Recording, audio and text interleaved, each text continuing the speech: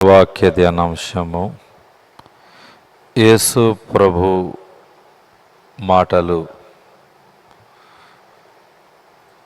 యేసు ప్రభు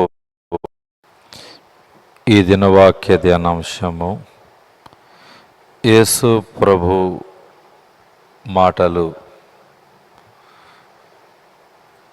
యేసు ప్రభు తన గురించి చాలాసార్లు కొన్ని చక్కని మాటలు చెప్పారు. నేను మంచి గొర్రెల కాపరిని, నేనే ద్వారాన్ని, నేనే మార్గం, సత్యం, జీవం అని, నేను నిజమైన ద్రాక్షావలనని, నేను ఆల్ఫా ఒమేగాని, నేను పునరుద్ధానం, జీవమని, నేను లోకమునకు వెలుగును అని, ఇలాంటి మాటలు యేసు ప్రభు తన గురించి చెప్పారు. ఇవాళ ఆయన చెప్పిన ఒక మాట మనం గమనించాలి. నేనే నిజమైన ద్రాక్షావళిని, మీరు నాలో తీగలు, నాయందు నిలిచి ఉండండి. నాయందు నిలిచి ఉంటే మీరు ఫలిస్తారు. నాలో ఉండని తీగ ఫలించదు. అలాంటి తీగలను నరికి బయట పారవేస్తారు, అది పండిపోయి అగ్నిలో వేయబడుతుంది అన్నాడు యేసు ప్రభువారు. ఇది ఒక గొప్ప అన్యోన్యతను, ఆత్మ సంబంధమైన ఐక్యతను సూచిస్తుంది. ద్రాక్షవల్లి, దానిలో తీగలు, ఇది ఒక గాఢమైన మర్మమైన సంబంధం.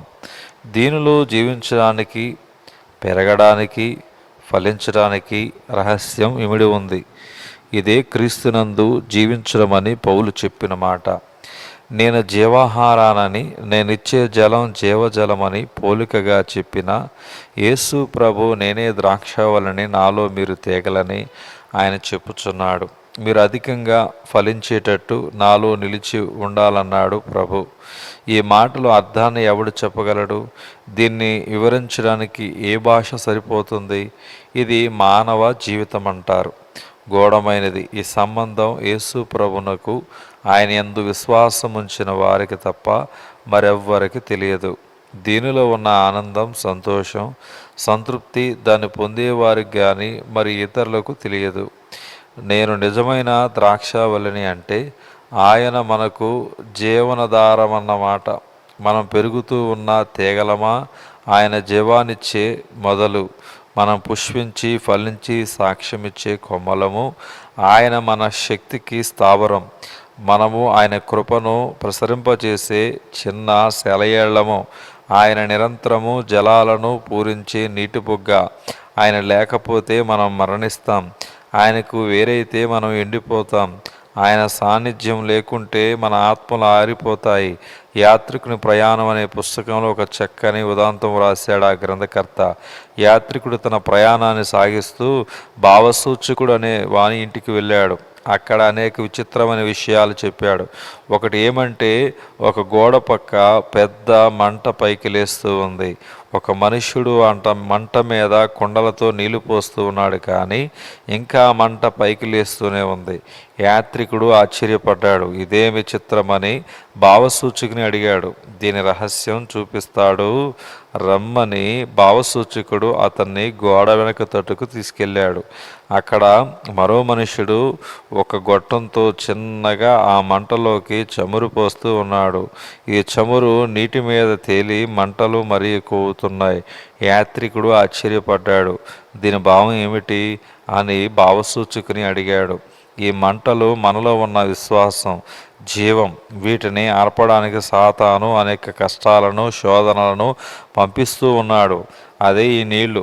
అయితే యేసు ప్రభు ఈ విశ్వాసం, జీవం ఆరిపోకుండా తన వాగ్దానం అనే చమురు పోస్తూ ఉన్నాడని చెప్పాడు భావసూచకుడు.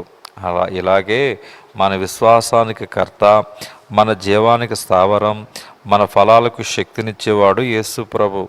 ఆయన నుంచి వేరైపోవడం ఎంత భయంకరమైన సంగతి. అది కొమ్మ చెట్టు నుండి వేరై ఎండిపోయినట్టే. తీగ ద్రాక్షావళి నుండి తెగి నశించిపోయినట్టే. అది నిర్జీవం, చీకటమయం, భయంకరం, తిరుగులేని నాశనం. ప్రభు అయిన యేసుక్రీస్తు ఇటువంటి స్థితిని ఒకసారి అనుభవించాడు. మన కోసం ఆయన ఆ పని చేశాడు. నిత్యమైన దైవత్వం నుండి, పరలోకపు వెలుగు నుండి, మహిమకరమైన పరిశుద్ధ స్థితి నుండి కొట్టివేయబడి శిలువ మీద మన కొరకు పాపమెరుగని ఆయన పాపమే అయ్యాడు. దేవా, నా దేవా, నన్నెందుకు చేయి విడిచినావని ఆయన అంటే దేవుని నుండి ఆయన ఒక క్షణకాలం మన కోసం పాపాంధకారంలోనికి, శిక్షలోనికి, మరణకోపంలోనికి, శాపంలోనికి దిగిపోయాడు. అందుచేతనే ఆయన మనకు జీవాన్ని ఇవ్వగలిగాడు. మనం జీవించేటట్టు ఆయన మరణించాడు. మనం నశించిపోకుండా ఆయన సిలువకెక్కాడు. పాపము లేని ఆయన మన కొరకు పాపాన్ని భరించాడు. అందుచేతనే మీరు నాయందు నిలిచి ఉంటే మీరు ఫలిస్తారు అని ఆయన అన్నాడు. నాకు వేరేయుండి మీరేమి చేయలేరని చెప్పాడు. నేను జీవాహారాన్ని, నేను గొర్రెలకు మంచి కాపరిని, నేను ఆదియు అంతమును అయినవాణ్ణి, నేను మరణాన్ని జయించిన వాణ్ణి, నేను మార్గమును సత్యమును జీవమును అయినవాణ్ణి అని చెప్పిన యేసు ప్రభు నేను నిజమైన ద్రాక్షావళిని, నా తండ్రి వ్యవసాయకుడని చెప్పాడు. కాబట్టి దేవుని యందు నిలిచి దేవుని మాటల ప్రకారంగా మనం ఫలించేవారుగా ఉందాం. దేవుడు మీ వినికిడిలో ఈ వాక్యం భద్రం చేయునుగాక. ఆమేన్.